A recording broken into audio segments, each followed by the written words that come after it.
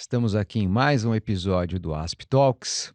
Como eu costumo brincar, doutora Silvia, quando eu tive aqui a primeira vez, me disseram que a gente no podcast não pode ter uma questão assim de tempo, dizer se é dia, noite, etc, porque isso aqui é acompanhado qualquer momento pelas pessoas. Então, eu fiz ao contrário, eu dou bom dia para quem ouve de dia, boa tarde para quem ouve à tarde, boa noite para quem ouve à noite, ainda dou uma boa madrugada, porque eu costumo correr umas 5 da manhã, meio na madrugada, e escuto muito podcast nessa hora. Então, também para atender todo mundo, todos esses boas aí possíveis a gente dá.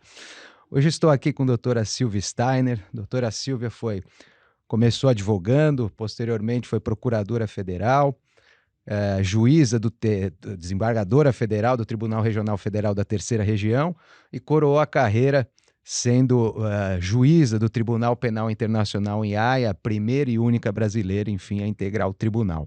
Hoje advogada. Seja bem-vinda, doutora Silvia. Muito obrigada. Para mim é uma satisfação muito grande estar aqui na ASP. Eu dizia agora há pouco das minhas experiências há 50 anos atrás, primeiro como estudante, depois como advogada, de frequentar os cursos da ASP e sempre ter uma associação de tanta confiança e tão próxima de nós todos, né? Então, para mim é um prazer muito grande estar aqui, muito grande. Prazer é nosso e, acima de tudo, agradecido aqui por ter atendido esse convite. Estando aqui no momento quente aqui das relações internacionais, do direito internacional aqui, ainda de novo com o podcast não poder se referir a tempo, mas esse a gente vai se referir porque estamos vivendo um momento muito quente, muito diferente no ambiente internacional. Então eu queria abrir, até tendo um pouco do que a gente estava conversando antes. Nós vivemos aqui uma ordem mundial estabelecida de 45, pós-45, pós-guerra, com órgãos internacionais, multilaterais, inúmeras. Temos lá a ONU, a OMC, posteriormente até a construção do Tribunal Penal Internacional. Seria muito dizer já que essa ordem está ruindo e praticamente acabando, ou a senhora acha que estamos vivendo uma crise muito grave? Bom, eu acho que em determinados aspectos essa ordem está sendo subvertida. Eu não diria que está ruindo, porque dá a ideia de algo que não possa ser reconstruído, não é verdade?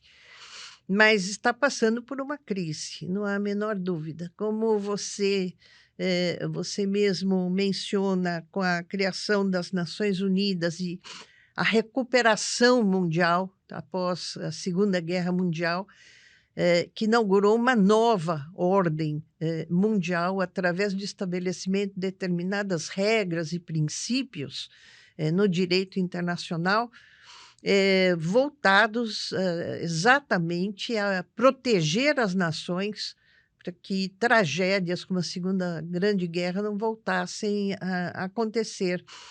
Então, essa nova ordem mundial que vem sendo construída desde 45 ela foi planejada no sentido de fazer o mundo melhor.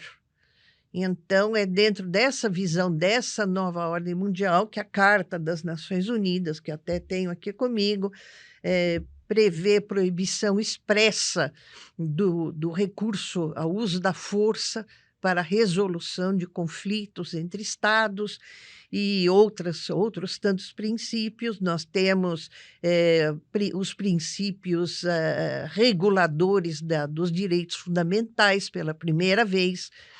Nós temos, no período posterior à Segunda Guerra Mundial, a elaboração de um sem número de convenções internacionais, das quais 99% dos países são signatários, de proteção de direitos como a igualdade, a proibição da tortura, a proibição da escravidão, a proibição de qualquer forma de violência contra mulheres, proibição do apartheid. Então, nós temos a construção de um novo cenário internacional muito prolífico, muito produtivo nesse período. Agora, nós temos que reconhecer que depois, 80 anos, não é verdade? alguns órgãos do sistema das Nações Unidas envelheceram, realmente envelheceram. A começar, eu acho que nós podemos falar do Conselho de Segurança, que no pós-guerra se justificava. Então, vamos dizer, dentro dessa ideia de um novo concerto de nações, nós precisamos lembrar que foi exatamente no pós-guerra que começaram os movimentos de libertação dos países, das colônias, não é sem dúvida. verdade? Então, a ideia de autoafirmação dos povos. Então, naquele momento, pode ser que essa anatomia do Conselho de Segurança das Nações Unidas se justificava. Mas, a partir do momento em que nós hoje temos nações livres, independentes e soberanas, são quase 200 nações, eu creio que o Conselho de Segurança, na atual conformação dele, se tornou não só obsoleto, mas injustificável. E eu atribuo muito daquilo que hoje ocorre exatamente a essa obsolescência do Conselho de Segurança das Nações Unidas, que tem se mostrado totalmente incapaz de evitar uma multiplicação de conflitos, já não mais conflitos com perfil dos conflitos da Primeira e Segunda Guerra Mundiais, mas principalmente conflitos internos, que são dezenas ocorrendo simultaneamente no mundo, e também incapaz de ser um ator efetivo na contenção de conflitos de caráter internacional. E me parece, até só pegando gancho, acho que até isso se agudiza até quando a gente pega um membro do Conselho, em 22, a Rússia, fazendo essa agressão à Ucrânia, e obviamente Exatamente. o Conselho, né, não tem nem como, porque entra o poder de veto, não consegue nem se mexer Exatamente. para ir contra, né, um movimento nesse sentido, né? É nesse sentido, principalmente da manutenção desse sistema de 5 nações com poder de veto, o que contraria, de certa forma, a ideia mãe, a ideia máter das Nações Unidas, que é exatamente cada Estado, um voto, que eu entendo que isto tem servido como um fomentador de conflitos armados, tanto internos como de caráter internacional, e aquela ideia de que a inação, a não ação, ela manda uma mensagem, a mensagem da impunidade. E é essa mensagem que, vamos dizer, pelo menos pela Carta das Nações Unidas, naquele momento, o Concerto das Nações queria mandar a todos os estados, aos estados já estabelecidos e aqueles por se estabelecerem. Então, eu considero isto, vamos dizer, um aspecto que seria, vamos dizer, mais o aspecto, se nós podemos chamar de jurídico. Existe, evidentemente, o aspecto econômico. Quer dizer, no mundo dominado por um capitalismo aberto ou disfarçado, evidentemente que o poder econômico acaba tendo um peso muito importante vamos dizer, no comportamento das nações. E esse peso nós temos visto também, tem reflexos no próprio Conselho de Segurança das Nações Unidas, que quando países pequenos, isto é um exemplo, países pequenos se envolvem em conflitos armados, ou provocam catástrofes humanitárias, o Concerto das Nações, representado pelas Nações Unidas, imediatamente Age reage. sem Exatamente. dó, né? Sem Sem dó nem pensar. piedade. Quando é um país que tenha um certo peso neste cenário, eu vou falar a palavra imperialista, mas não imperialista naquele sentido antigo, Sim. né? Imperialista no sentido de reconhecer que determinadas nações elas têm uma personalidade mais imperial. E então nada ocorre. Nada ocorre porque aqueles membros efetivos do Conselho de Segurança e os membros com poder de veto fazem com que os interesses econômicos se sobreponham aos interesses humanitários.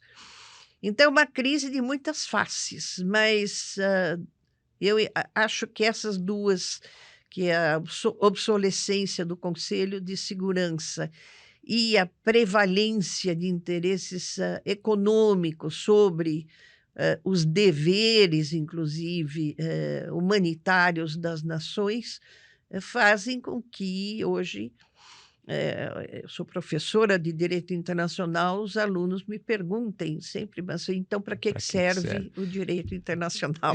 De certa maneira, eh, a senhora muito bem coloca, né, passa-se já há um tempo, acho que no atual momento a gente vive pontuei essa questão de 22 com a Ucrânia, que a gente acha que foi uma fase de que tudo ficou muito mais agudo e mais, com guerra quente, com esses movimentos todos. Mas antes já havia, acho que essa percepção estabelecida de as punições, a ONU só serve para punir pequeno, né? Realmente passava-se um pouco, já estava, acho que nos anos 90, 2000 principalmente, já tendo um pouco essa percepção da perda dessa ideia de ter realmente uma regulação para todo mundo, né? Então fala, não, serve para o pequeno. Os Estados Unidos faz o que quer, quando quer, a Rússia a mesma coisa, aí começa a China também, e a gente vê esses movimentos concertados. E quando a Rússia faz coisa errada, a China aprova, nunca vai, nunca tem veto, né? A gente vê,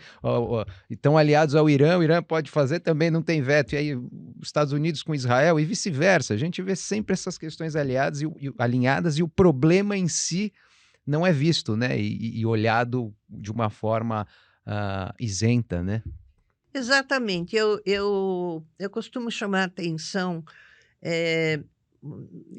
para o fato de que nós sempre, ou mais recentemente, criticamos muito a ONU. Eu acho que nós temos que tomar um pouco de cuidado. A ONU é um organismo importantíssimo, fundamental, necessário. E eu creio que nós devemos ser muito claros ao dirigir as nossas críticas ao Conselho de Segurança, que é um dos órgãos da ONU.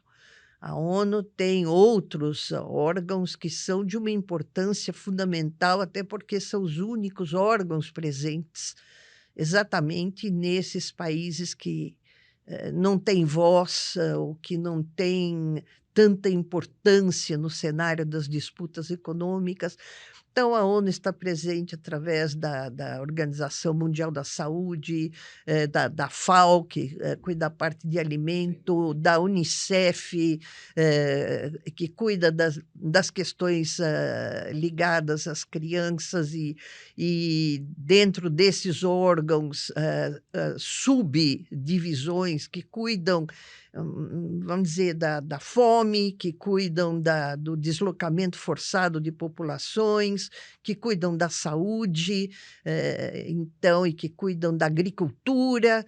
Então, acho que nós temos sempre que valorizar uma organização como a ONU, mas sem deixar, sem passar pano, digamos assim, para a questão do Conselho de Segurança. Este, sim, perdendo pouco a pouco a sua legitimidade e a sua credibilidade, o que é muito sério. Exatamente. Até o que a senhora, acho que é bem o que a senhora pontuou. A ONU tem todos esses braços e a gente vê a crise num lugar que acho que talvez é a que mais até tangencia nosso tema, que é onde o direito é a área que trata do direito internacional, enfim, né, que é ali o conselho. E acho que até entra acho que até quando eu estava falando aquela questão, também sempre a gente viu um problema no enforcement, né, como fazer cumprir, né, principalmente para as maiores nações. Aí é que a gente via, acho que esse problema para os pequenos se cumpre, né? Então a gente tem 1000 sanções, todo tipo de aplicação das regras postas, e aí a problemática na hora que estamos falando de um cachorro grande, né? Exatamente. Existe um grupo de juristas que ainda, vamos dizer, não conseguiu fazer ou firmar sua posição, porque, evidentemente, encontra uma reação bastante bastante forte, mas que tem questionado a interpretação do capítulo 7º da Carta das Nações Unidas, que é exatamente o capítulo que confere ao Conselho de Segurança as suas atribuições, entre elas a de ser o órgão que decide se está havendo uma violação grave, se está havendo uma agressão de um Estado a outro Estado, se pode aplicar medidas como embargos ou, inclusive, medidas militares contra países que estejam violando a soberania de outros países. Estes juristas internacionais, eles entendem que uma leitura moderna da Carta das Nações Unidas levaria à interpretação de que esses poderes do Conselho de Segurança, eles são poderes delegados pela Assembleia Geral. Então, que, na verdade, as Nações Unidas, é uma organização composta pelos 195, acho que são os estados reconhecidos, e que todas as funções das demais subdivisões são, portanto, delegadas. Sendo delegadas, no caso de inação do Conselho de Segurança, então que a Assembleia Geral poderia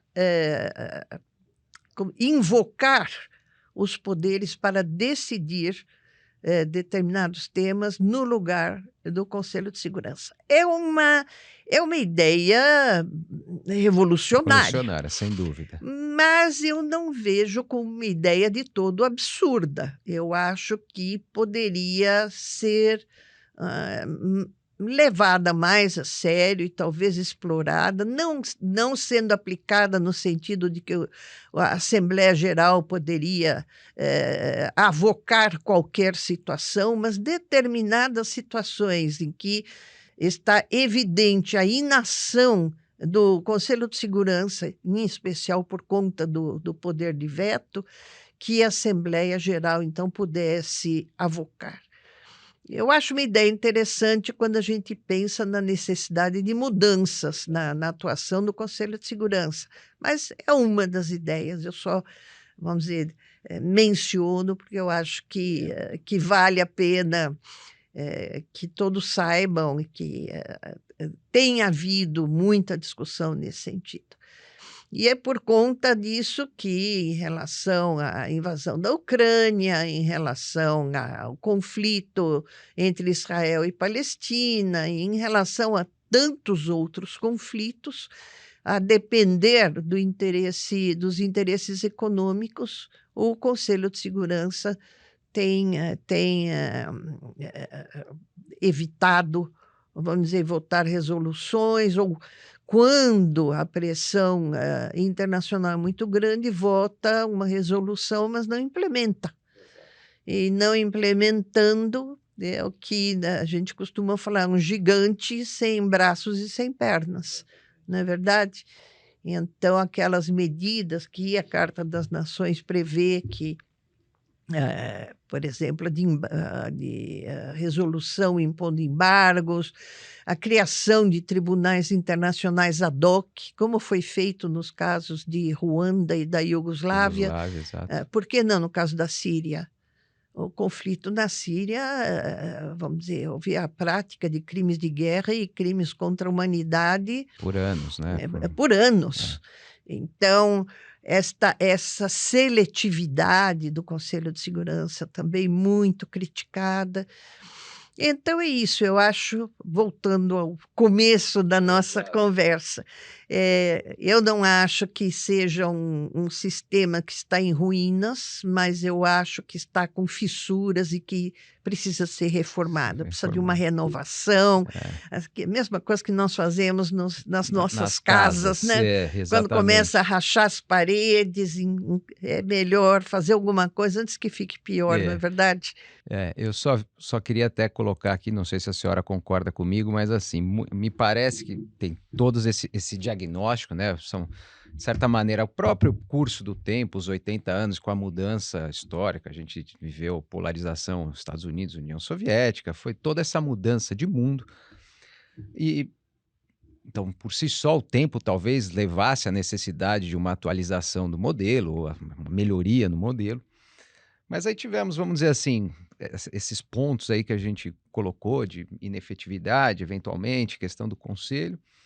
E me parece que a gente via muitos testes, principalmente no campo de direitos humanos, etc., dessas autocracias, né? Então falamos China, tem problema de direitos humanos, a ONU não tinha como fazer nada. Rússia, a Rússia, no fim, vamos lá nesse maior teste agora com a Ucrânia, é um gigante também fazendo um ataque, a ONU, o Conselho não conseguindo atuar, mas ainda estávamos falando dessas, de certa maneira, essas autocracias. Não estamos aqui no mundo dos estados democráticos de direito, ou que chamam de mundo livre, etc., e que a gente teria os Estados Unidos como líder desse mundo.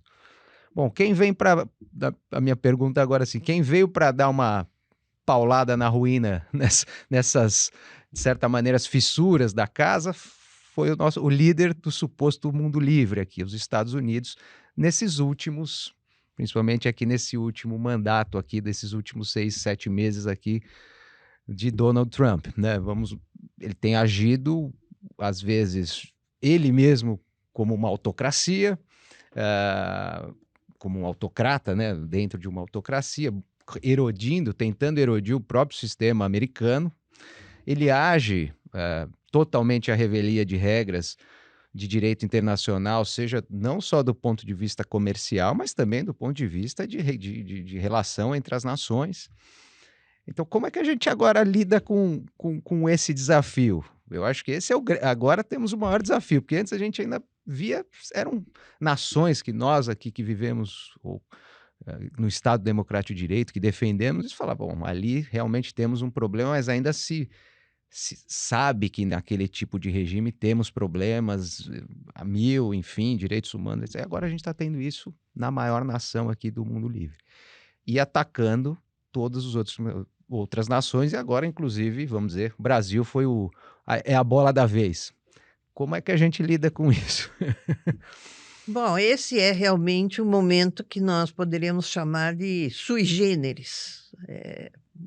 Nós começamos a nossa conversa falando exatamente da construção dessa nova ordem mundial que, apesar de muitos defeitos, nós não podemos dizer que a nova ordem mundial era uma ordem perfeita e em perfeito funcionamento.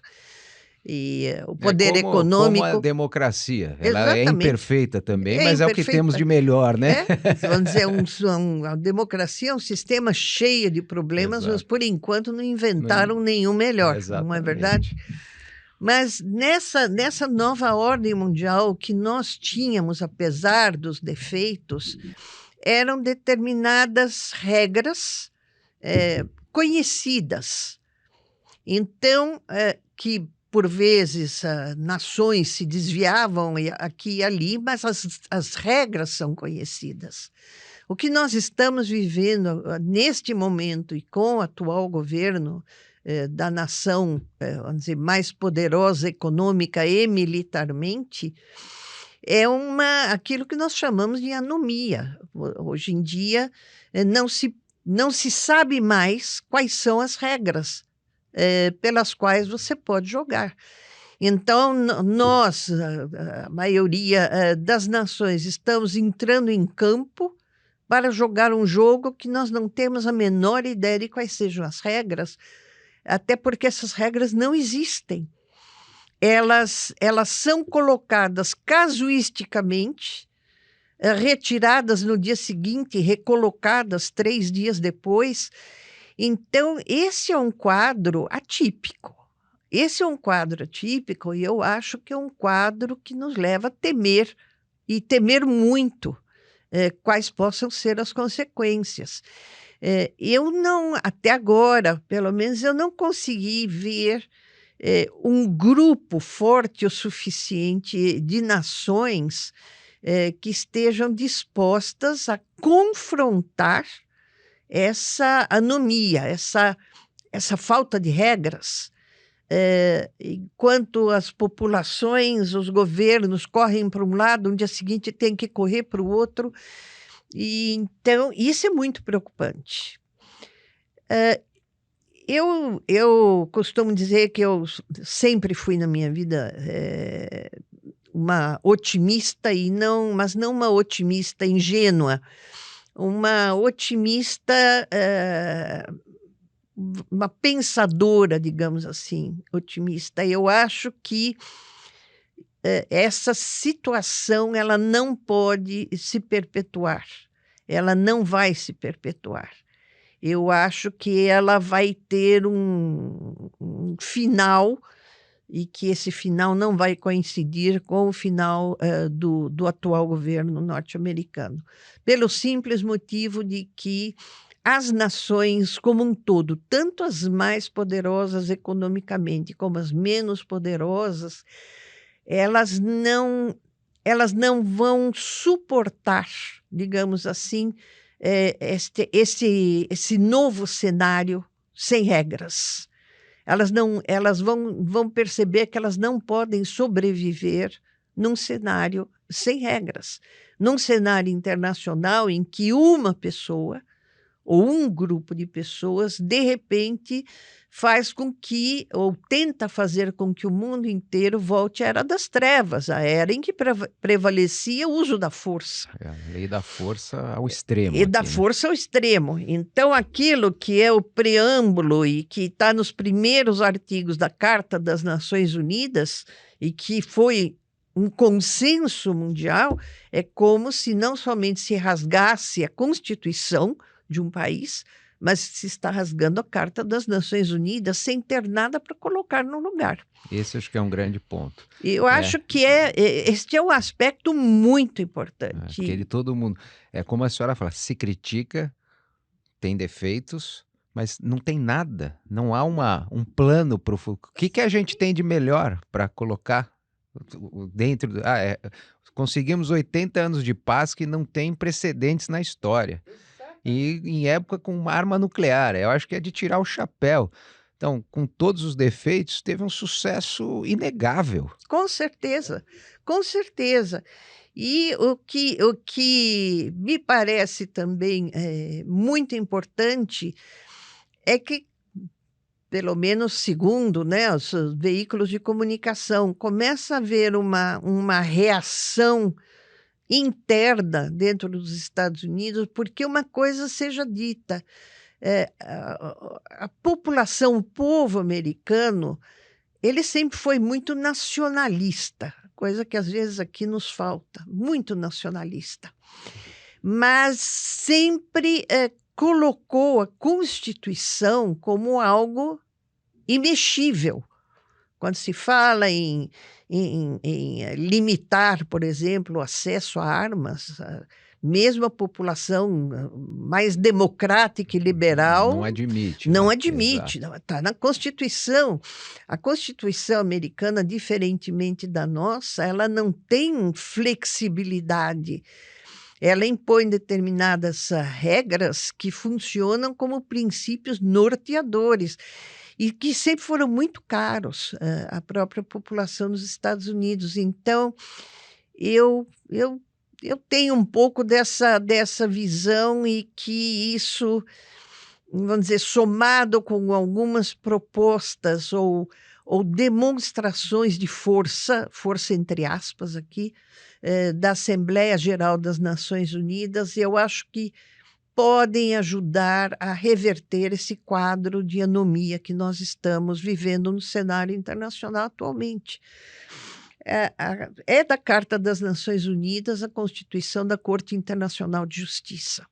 A Corte Internacional de Justiça é o órgão judiciário máximo das Nações Unidas e que cabe a ela, vamos dizer, decidir conflitos entre Estados e violações à própria Carta das Nações Unidas e as convenções internacionais. Algumas dessas convenções, como, por exemplo, a Convenção para a Prevenção e Repressão do Crime de Genocídio, são consideradas pelo direito internacional como normas de ius cogens, normas que não podem ser revogadas, não podem ser... É como se fosse um direito suprapositivo, e que independe de um Estado ratificar ou não a convenção, embora todos tenham ratificado. Uma cláusula pétrea em nível mundial. Em nível mundial, exatamente, é semelhante à nossa cláusula pétrea.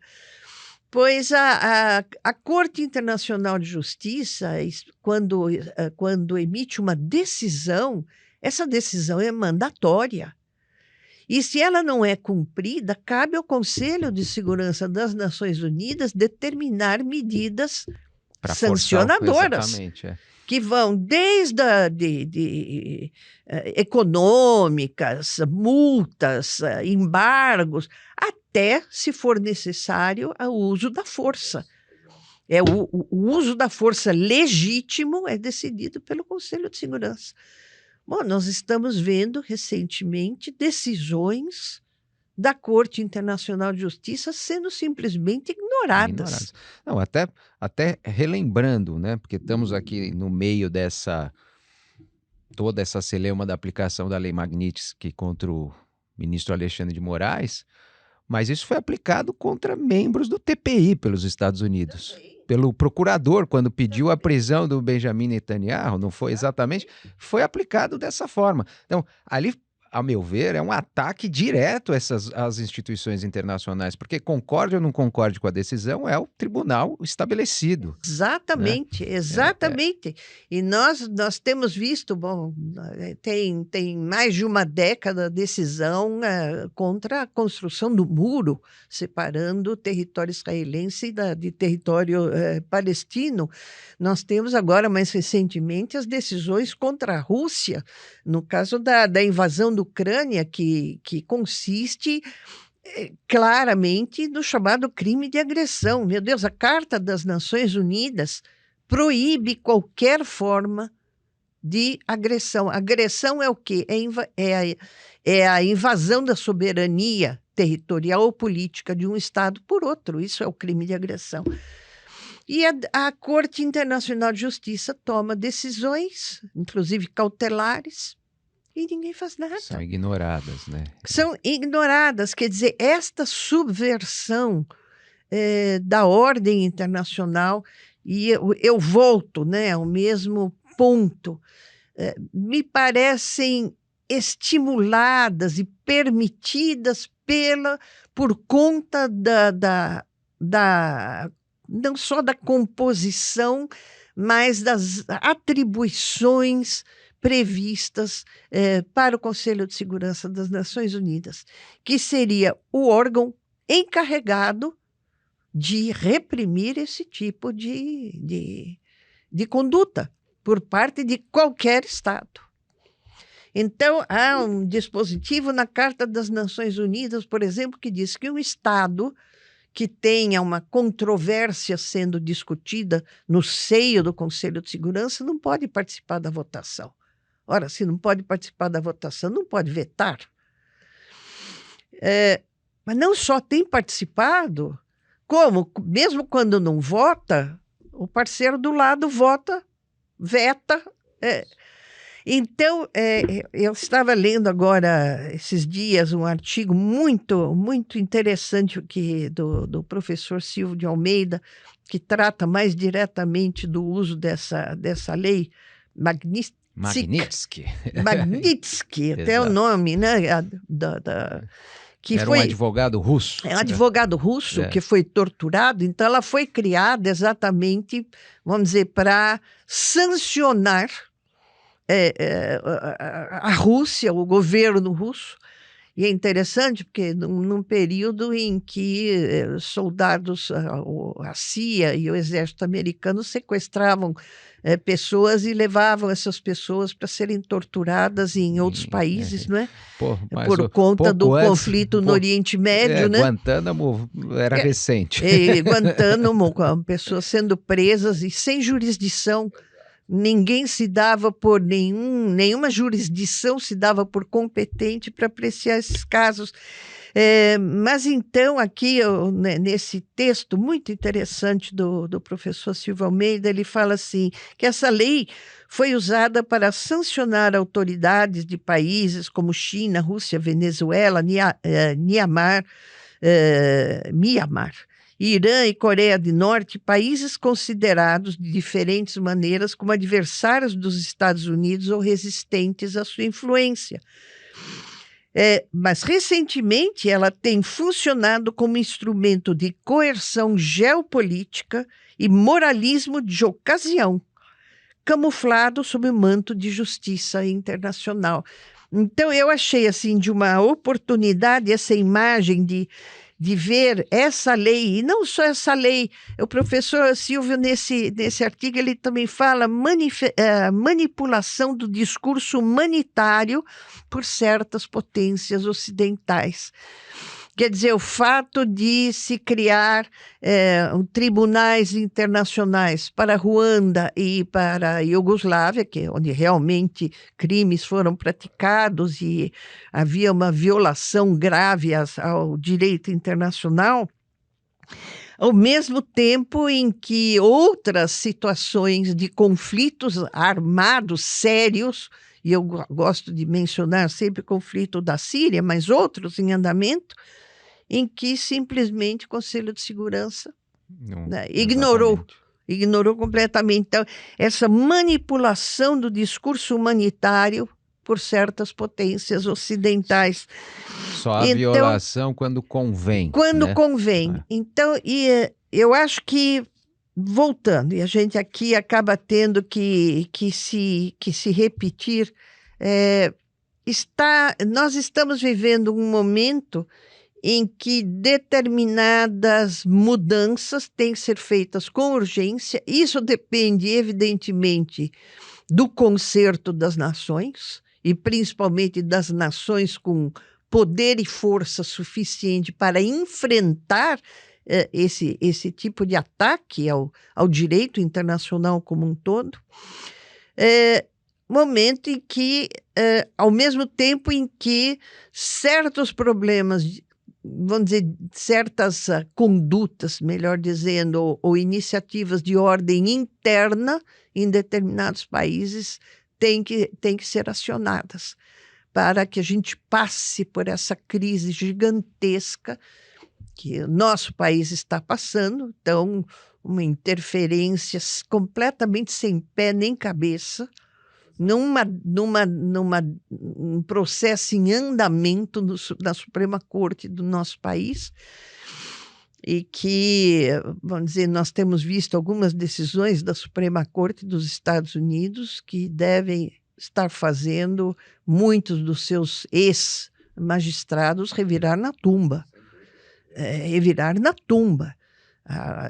Eu espero que eu tenha lido notícias erradas, mas uma delas é que a Suprema Corte tinha avalizado o envio de imigrantes ilegais para qualquer país. Não precisa ser para o seu país de origem. E isso foi provocado por um avião que houve o caso de um avião com uma, não sei, mais de uma centena de vietnamitas que foram descarregados no Sudão. Como essa questão dos que estão sendo enviados para El Salvador. Para El Salvador? E aí teve aquela questão que houve um caso em que um tribunal reconhece a ilegalidade do envio, porque a pessoa, ele era um cidadão americano, ele tinha naturalidade americana, e se reconhece o equívoco, se determina que o Estado traga de volta, só que o Estado simplesmente falou o seguinte: eu não tenho como pegar alguém de volta de outro Estado. nessa hora não tem, né? Enfim, e isso estava chegando parece que eu me lembro mais ou menos, acho que dessa decisão que a senhora está se referindo, porque acho que a Suprema Corte, na verdade, ela deu uma lavada de mão. Ela falou, não posso intervir, só se ela Não, mas foi uma outra decisão que foi exatamente esses acordos que acho que é o Departamento de Justiça, não sei qual é o órgão, tem feito, de pegar os ilegais, né, o que eles consideram ilegais, e levar para qualquer lugar. Então, El Salvador é um exemplo, mas a gente fazendo uma ginástica mental, fala, bom, esses ilegais são latinos, foram para um país latino, bom, não se justifica, mas ok. Mas mandar vietnamitas para serem detidos no Sudão, que aliás é um país que está em guerra, e numa guerra bastante sangrenta e bastante violenta, e que agora estava em andamento acordo com Ruanda, também para receber. Não há ilegais de Ruanda nos Estados Unidos. Se houver, é um ou dois, porque os ruandeses, desde o genocídio, eles buscam refúgio principalmente na França, o país francófono. Então, e são pessoas muito pobres, nem teriam como chegar nos Estados Unidos. Não, agora vamos para uma prisão em Ruanda, vamos para uma prisão, sei lá. Isto em termos de subversão da ordem internacional é algo sem tamanho e foi chancelado pela Suprema Corte dos Estados Unidos. Então, talvez algumas pessoas desse governo tenham a ideia de que aqui se poderia fazer a mesma coisa. Mas aqui é um pouco diferente. É um pouco diferente porque os nossos juízes são vitalícios. Nós podemos ter todas as críticas ao Alexandre de Moraes, ao Flávio Dino, a quem for do Supremo Tribunal Federal, mas o que nós não podemos deixar de reconhecer é que os juízes do nosso Supremo sempre foram independentes. Eles sempre foram independentes. Eles podem ter os seus interesses, eu não vou aqui discutir moralidade. Eu estou falando especificamente de poder de exercer a jurisdição com independência. Então, eu vejo que não há a menor dúvida que essas sanções não têm absolutamente nada a ver com o carinho especial que o Trump possa ter em relação ao Bolsonaro. Não existe isso. Bolsonaro não tem amigos do peito, ele tem, vamos dizer, os interesses do momento. Mas é realmente uma escalada para prejudicar o país, principalmente em função do BRICS. Exatamente. Isso acho que, o fundo, acho que ninguém com bom senso pode ter a ideia de que realmente o Trump está defendendo o Bolsonaro. Eu não pago para ver, mas seria até interessante se amanhã, por qualquer razão, Bolsonaro for libertado, se essas sanções vão desaparecer num passe de mágica. Então, é discurso político, é campanha política. Nessa esfera, eu não avanço, porque não sou especialista em ciência política, né? Eu comento aqui como cidadã só. Mas é óbvio, é como a gente, mesmo nós aqui que atuamos aqui no direito e podemos ter ressalvas à atuação dos ministros do Supremo, comentários ou outros sobre esse processo específico, mas ao se achar que havia espaço para a aplicação dessa lei, nós aqui então estaríamos entendendo que a gente, na verdade, não vive um Estado democrático de direito, e acho que isso não há dúvida entre nós que nós vivemos, de independência de poderes e tudo mais. Então, para nós aqui que estamos aqui dentro, que estamos na área e podemos olhar isso com toda a frieza, temos certeza que é equivocada que a lei está sendo utilizada de uma forma equivocada e tendo outros objetivos por trás, objetivos, e por conta disso nós podemos ter sim a perspectiva de que vai piorar antes de melhorar. Outras sanções virão, talvez mais sérias, inclusive, até que chegue o momento em que não só nós, mas outras nações terão que dar um basta. Não tem como tolerar. Porque, como disse há muitas décadas atrás Norberto Bobbio, uma vez que certos direitos são consagrados, são reconhecidos, não tem como voltar atrás. Então, só há possibilidade de que se acresçam novos direitos, mas eles são irreversíveis, não tem como voltar atrás. E a proteção do Estado democrático de direito e da soberania dos países está entre esses princípios que não tem volta. Exatamente. Doutora Silvia, eu tinha pensado em fechar a nossa conversa com uma pergunta se a senhora era uma otimista. E a senhora já no meio já disse que é uma otimista. Então eu queria, olhando para frente, pensando justamente com otimismo, mas pensando em como, de alguma maneira, a gente solucionar esse nó. Hoje nós vivemos, como a senhora bem falou, esse sistema foi montado lá no pós-45 e houve ali um engajamento das nações, principalmente das grandes nações poderosas que tinham ganho a guerra e que tinham a força, vamos dizer, seja econômica, seja militar, seja política, para, vamos dizer, avalizar esse sistema que se desenhava. E assim foi.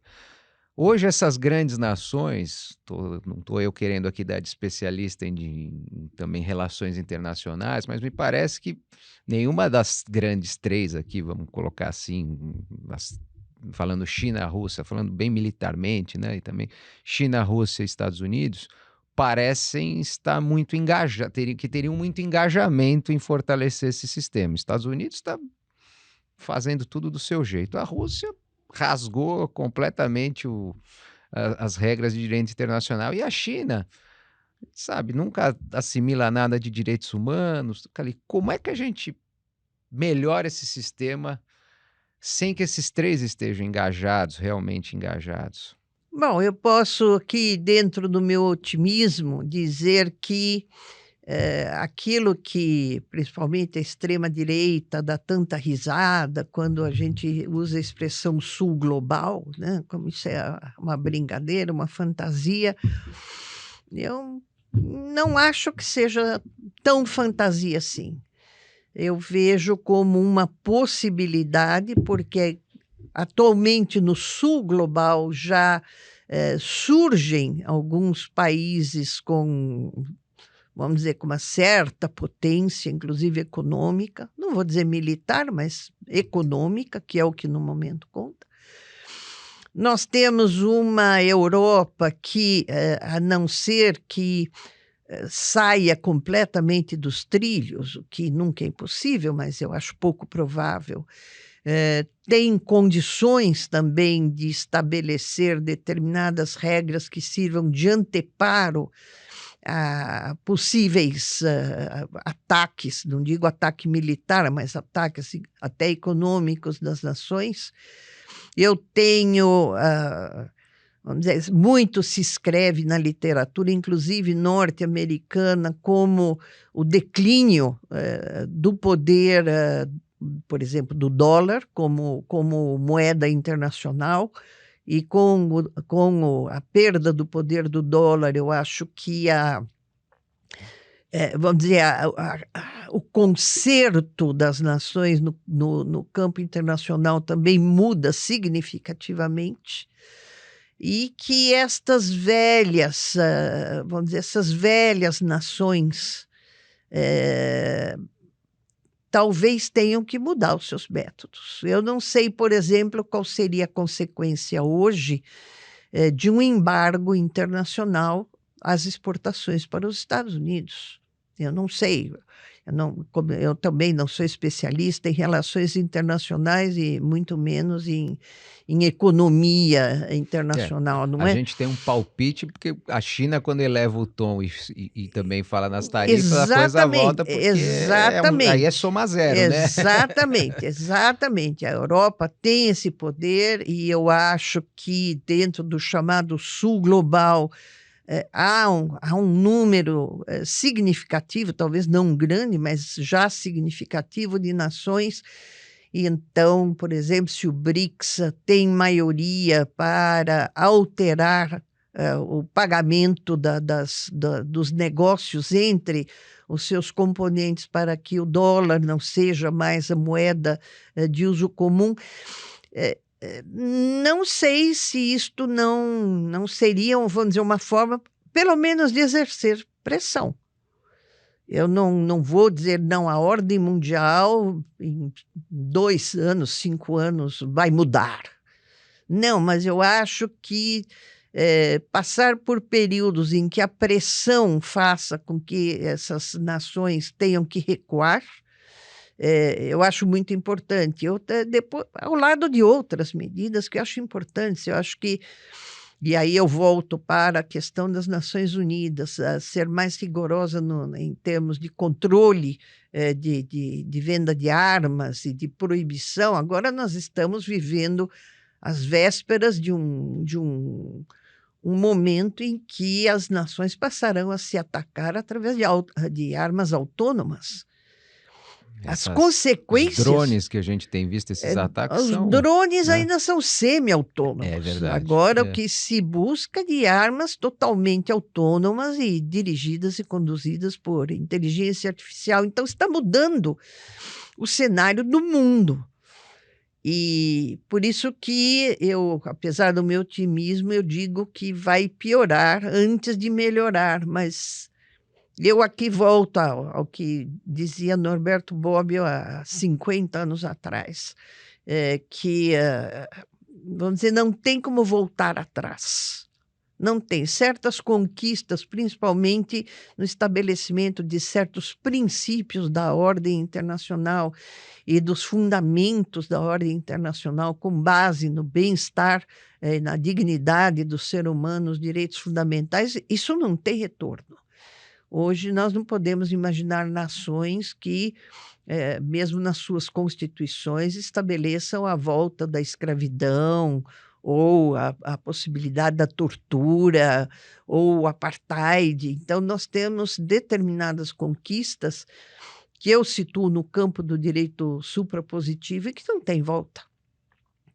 Então, mas do ponto de vista do nosso dia a dia, eu acho que pode e vai, com certeza, piorar antes de melhorar.